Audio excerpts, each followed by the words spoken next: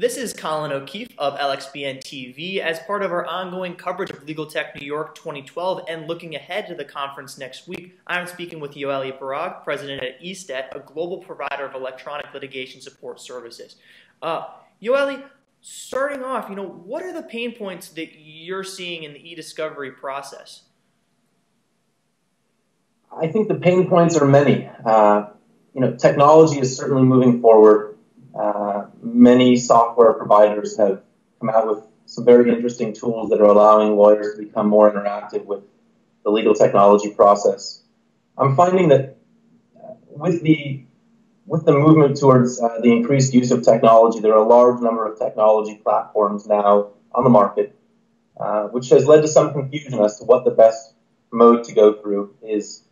And I think for many attorneys, as an attorney myself, the way I viewed the industry largely was as a black box, particularly in the e-discovery realm, where an attorney gives a mandate to a provider to collect data forensically, deploys a forensic technician, and expects the data to be available in an online repository in short order.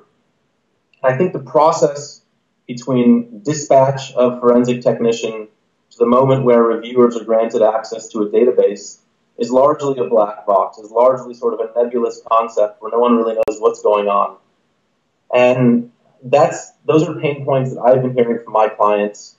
Those are pain points that the company e-Stet is really working on in terms of making life easier for attorneys. So our internal project management platform governs and records all information from project launch through to billing, data reporting, user review statistics.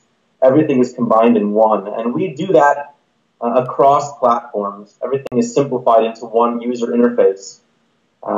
That is in addition to our disk image processor, which spits out automatic information on data as it's being collected at a client site, provides file type reporting, provides a list of listed files, can even do limited search term reporting, so that even when a forensic technician is in the field, he or she can make information available to the attorneys instantly online. And I believe that those two tools that we've developed are making life easier for attorneys, are providing more of a transparent process, and are really fitting the mold of moving towards automation in the industry. I know the legal technology industry is moving towards outsourcing, in research and writing, in document review, in legal technology services, and of course in legal technology infrastructure. What are your thoughts on this trend as companies and law firms move towards outsourcing? Outsourcing is the name of the name of the game. It's really a hot button topic, both politically and in the business world. I think companies have experienced tremendous cost savings by moving limited operations offshore. I think you touched on two general categories of legal outsourcing. One is outsourcing functions that were previously executed by attorneys, and the second is sort of in the technology realm.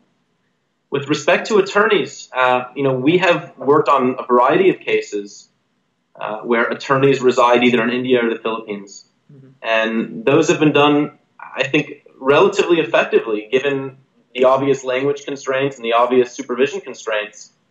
And I really think that law firms on an individual basis have to decide whether they're capable of managing and overseeing reviewers 5,000 miles away effectively, and whether their clients are actually comfortable knowing that the attorneys who are reviewing documents for them are not as well supervised as they could be if they were sitting next door in the office. But particularly with research, I've seen several white shoe law firms here in New York have great success with outsourcing their entire library. Certainly on the research end, you find great success. On the writing side, I'm not sure that American corporate clients are yet comfortable having writing done 5,000 miles away, where if questions arise or modifications are needed, it's the person with whom they're speaking is far away and might not have the same level of training as they would want. So that's generally the first category of outsourcing lawyerly functions, let's say. The second has to do with outsourcing technology, and I think this is the most relevant today. Outsourcing technology is something that we in America have been doing for several years now. I think that there are two general categories here. One is service outsourcing, and the next is infrastructure outsourcing. I think you touched on these a moment ago. With respect to services, companies like mine, companies like e-Stet, are bringing functions outside of the law firm that were previously done inside, be it collection, be it forensics, processing, managed review, artificial intelligence coding. There are a variety of things that law firms certainly can do inside, they can do internally, but the big question for a managing partner at a law firm is, to what extent do you want to be involved in the IT administration game? Mm-hmm. To what extent do you want to allow an IT department to effectively govern your operation? And this is obviously a touchy subject for professionals in this industry. Oftentimes, law firms will decide that they want control over the entire process and scratch outsourcing entirely. And there are a number of large law firms internationally that have decided that they want everything in-house. The real trend that I'm seeing in 2012 with respect to outsourcing is not necessarily outsourcing human capital, which has its own benefits, which we just discussed. Mm-hmm.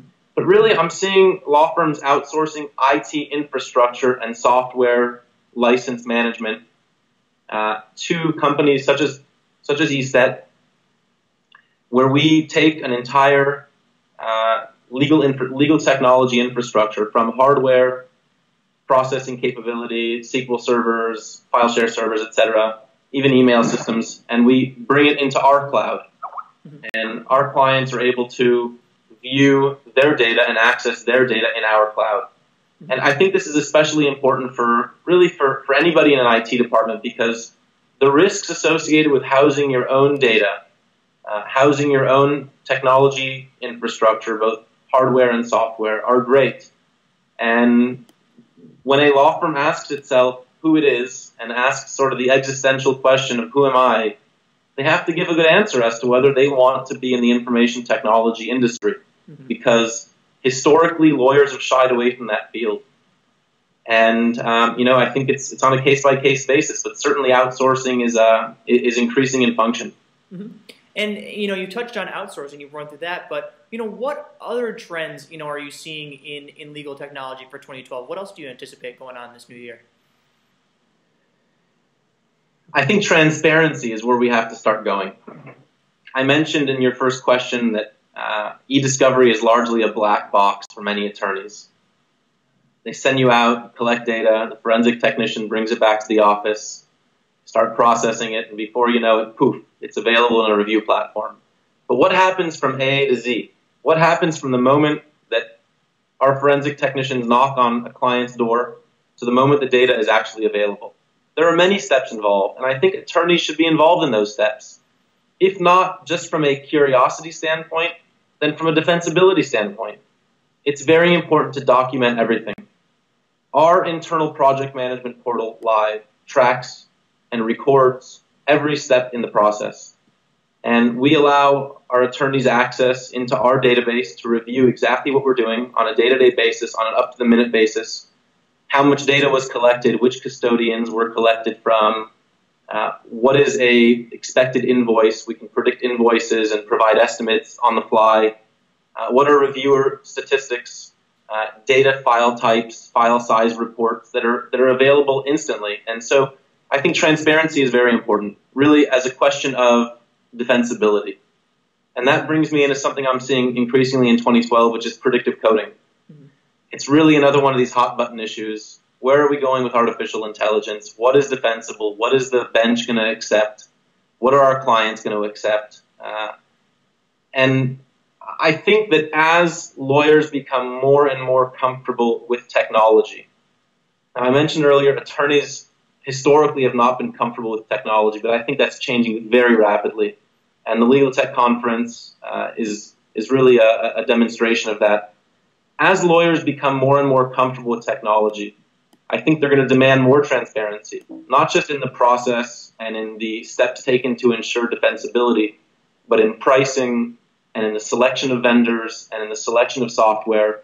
And overall, I really think that 2012 is going to be the year of transparency and defensibility. The bench is going to begin to rule on what is defensible. I think one of the first predictive coding decisions from the bench will be forthcoming this year. And I look forward to seeing, where 2012 will take us in that regard. Mm-hmm. It's very interesting. It's going to be interesting to watch. Once again, that's Yoeli Barag, president of e-Stet. For more, be sure to visit e-Stet.com. That's e-Stet.com. And of course, be sure to check out their booth at Legal Tech. And of course, for more on our Legal Tech New York 2012 coverage, see lxbn.lexblog.com. Thanks, Yoeli. My pleasure.